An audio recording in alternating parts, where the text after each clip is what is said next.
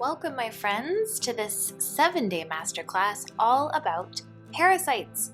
So, over the next week, we're going to be taking a closer look at how we need to reframe our thinking about parasitic infection in the developed world, and especially when it comes to the role of parasites in complex chronic illness. So, I'm guessing that if you've taken our parasite quiz and are watching this video, you're wondering, is it possible that I have a parasite? So let me just take this moment to quickly answer that question by quoting one of my favorite practitioners, Dr. Todd Watts, who always says, if you have a pulse, you have a parasite. So let's get into all of the gory details behind this assertion. I want to ground our discussion by taking a look at this paper from 2010 from the Journal of Infectious Diseases. This does a great job of presenting the big picture here. Do we need to worry about parasites? And why have our institutions sort of failed us in addressing this issue? So the paper states that in the modern world, parasitic diseases are conveniently associated with underdeveloped countries, and the developed world has conventionally viewed itself as an island free of parasites or worms. However, with the emergence of immunocompromised populations, combined with an increase in life expectancy, so lots of older people, parasitic infections have started to reappear on the infectious disease radar in the developed world. So the notion that human parasitic diseases are foreign to the developed world is an illusion. And then down at the bottom there, it says the number of new protozoan and helminthic parasites that have emerged between 1940 and 2000 indicate that there is no change in the rate of emergence of new parasites after the 1970s. So what does this mean? Basically, it's saying that while we seem to be rid of most known parasitic infections in the developed world, there are so many different kinds of parasites that we don't even know about, and these have consistently emerged over time. So this implies that we may not be able to keep up with detection, which we'll talk about more tomorrow, but basically, there's this problem of believing that we don't have parasites here in the developed world, yet we also know that we can't even detect most of the parasites on Earth, and more are emerging all the time. The paper goes on to say that despite the widespread incidence of these parasites, the non-acute nature of these infections has contributed to the perception of intestinal parasite infections being common, but usually unimportant to the public health community. So in other words, many of these parasites are infecting people with very chronic types of symptoms that actually overlap with many of those that appear in many chronic conditions and diagnoses. And this makes parasitic infection very difficult to stay on top of and detect. And it also reduces the urgency of public health institutions to meaningfully address the problem. So because they don't tend to cause acute disease, we tend not to care about them. All right, so I thought starting out our discussion with this paper would help us to kind of get the lay of the land here. But the truth is that parasites are ubiquitous. They have no age limits.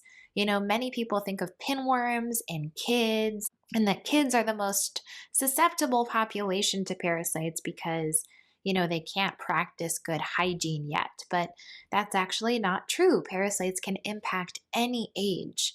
There are also no geographical boundaries to where parasites exist, right? So many associate the tropics with parasites, which is true. There are many different kinds of species there, but when you think about where parasites typically live in the environment, it's in soil, in water, and in excrement. And all of those things are very present everywhere in the world, even here in our temperate climate in the developed world.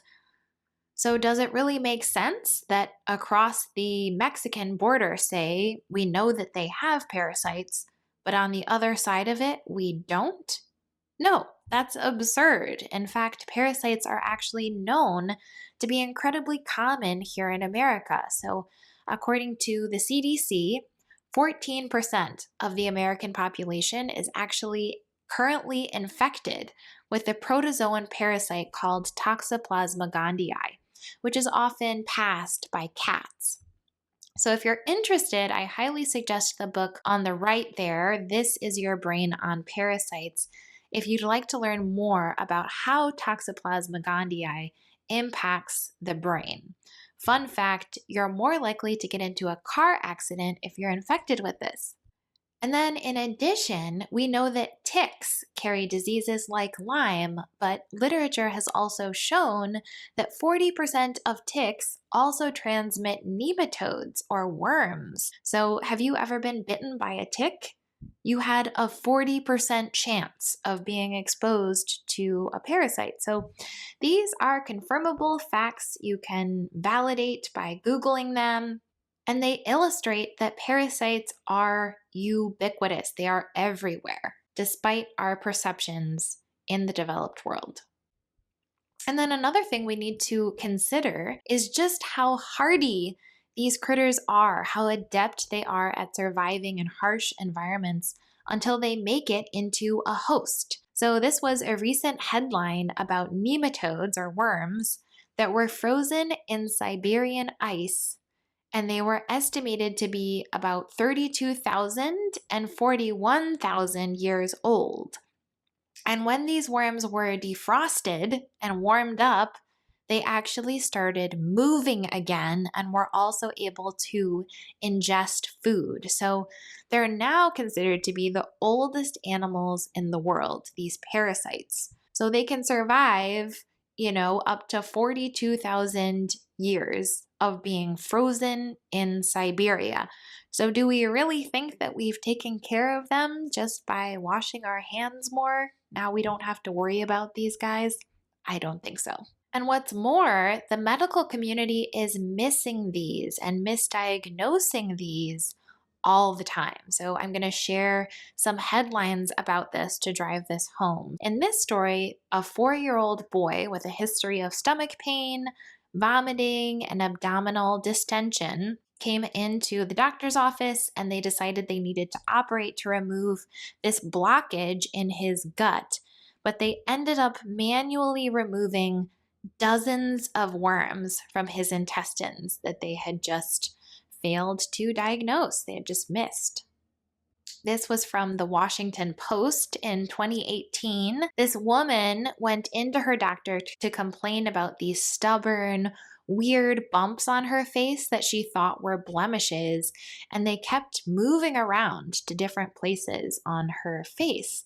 So it started on her cheek, then it went up to her eye, and then it finally went down to her lip. And the doctor just kind of shrugged and gave her some cream, but a few days later, a huge worm emerged from her lips and the bumps finally went away. So the blemishes were actually this worm that was living in her face. And the doctor just had no idea that that was even something that he needed to be screening for, right?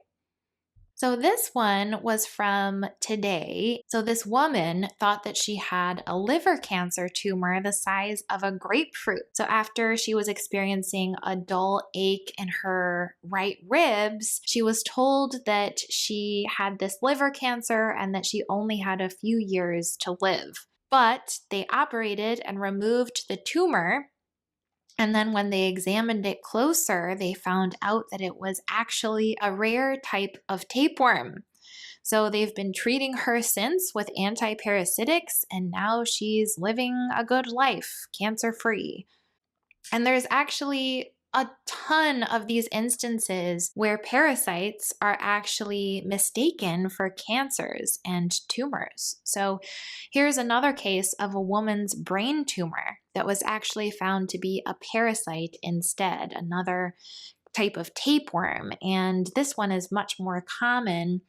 As it says here on the article, you can actually just get this type of tapeworm just from eating pork. So it's really not this huge, far-fetched thing to think about how we might contract this.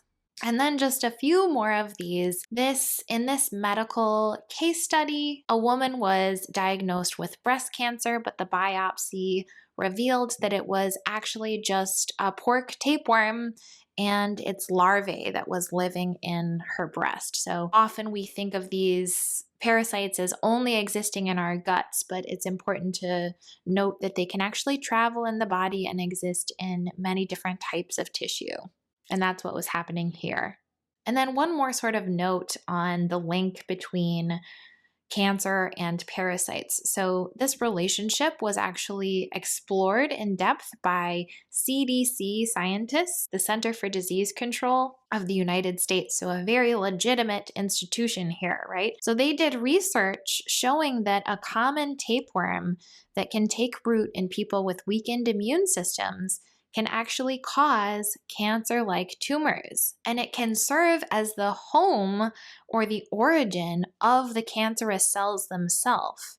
In other words, the cancer starts out in the tapeworm and then spreads in the body. So the tapeworm could actually be one of the fundamental root causes of the cancer. So this is the CDC that has done this research, right? So if you've ever been concerned about cancer, dealt with cancer, you should absolutely be thinking about parasite cleansing. All right, so what are the factors that impact our susceptibility to getting these parasitic infections?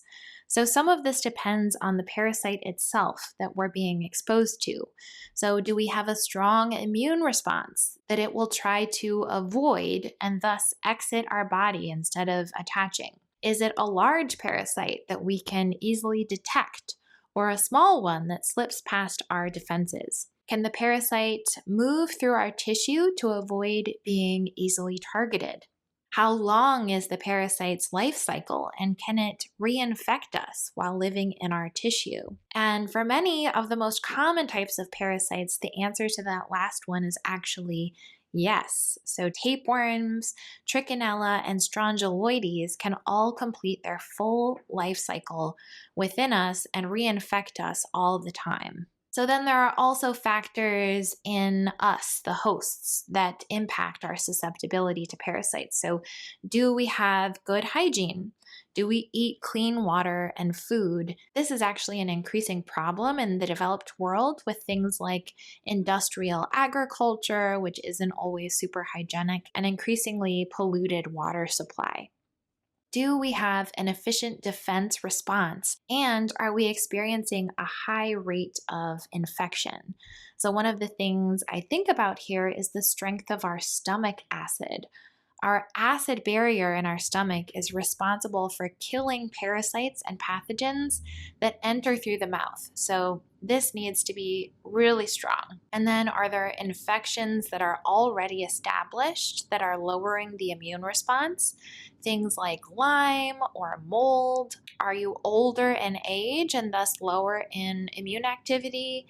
And then are you on any kind of immunosuppressive therapies that might mitigate your immune response? So all of these things can drastically impact your parasite status. And then just to sort of go through a few of the most common infections so that you have some familiarity here. We have roundworms or Ascaris, which are the most common parasite in America.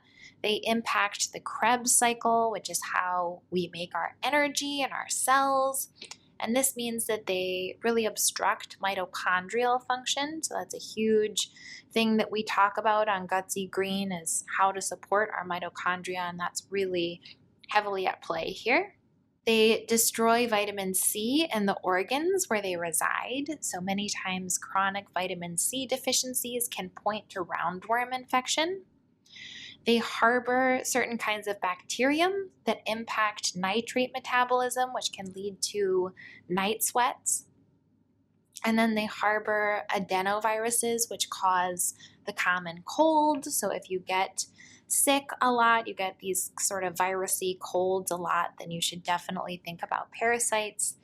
And they often cause eczema, seizures, depression, schizophrenia, constipation, among many other symptoms. So a 2007 study found that roundworms infect close to 1 in 4 inner-city Black children.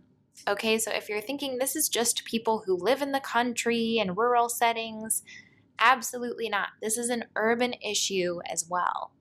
And then this study also found that 14% of the US population was infected with Toxocara roundworm. So that's about 1 in 7 people. And this is known, it's not controversial. So if you think about those symptoms, skin rashes, mood issues, constipation, you want to be sure you don't have roundworm as a root cause of those symptoms, right?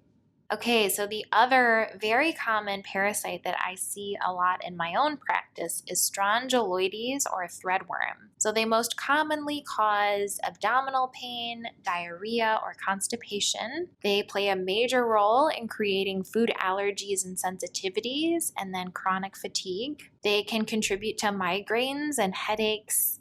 Depression and anxiety are also very common.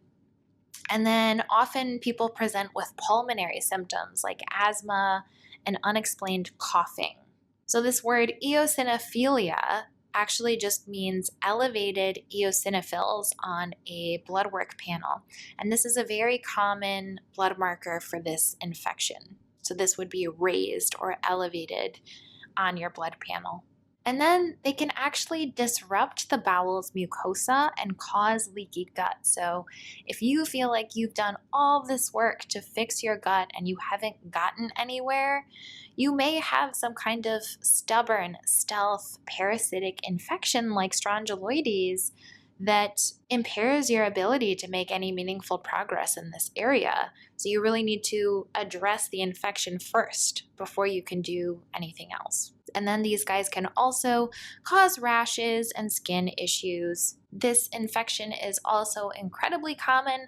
Over 60 million people in the world are thought to have this. And even that is likely a vast underestimate because the diagnosis process is very well known to be incredibly difficult and complex. So a few specific ways that strongyloides can manifest in the body. Strongyloides infection was found to be present in those dealing with HTLV1 associated adult T-cell leukemia or lymphoma. And it was suspected that there was a causal relationship there, so that the strongyloides were actually contributing to the cancer. Strongyloides are also infamous for causing bile issues. So this paper documented strongyloides actually working to obstruct the bile duct in the gallbladder, making bile flow greatly reduced and causing gallbladder problems. So if you struggle with your bile or your gallbladder, you really need to think about parasitic infection, and I would especially think about strongyloides. All right, so we've covered a lot of ground today, just kind of getting the basics out there, right? So the main takeaways were that parasites are indeed everywhere, and that really is not a very controversial fact. It is well documented in our institutions like the CDC and through many other resources as well. We also know that the medical community absolutely knows that these guys are out there. But because diagnosis is not straightforward and they are not trained to look for them, infections often are missed. And then we also know that the symptoms that parasites can cause are very diverse. And because they can manifest so many different ways, this can actually make them very difficult to detect and diagnose. So that was one humdinger of a kickoff to our class. The rest of the days will be a little bit more focused, but today I just wanted to give you a big picture overview of this parasite topic. Tomorrow, we're going to be talking about parasite testing and how the medical community is getting this wrong. Okay, so I will see you tomorrow.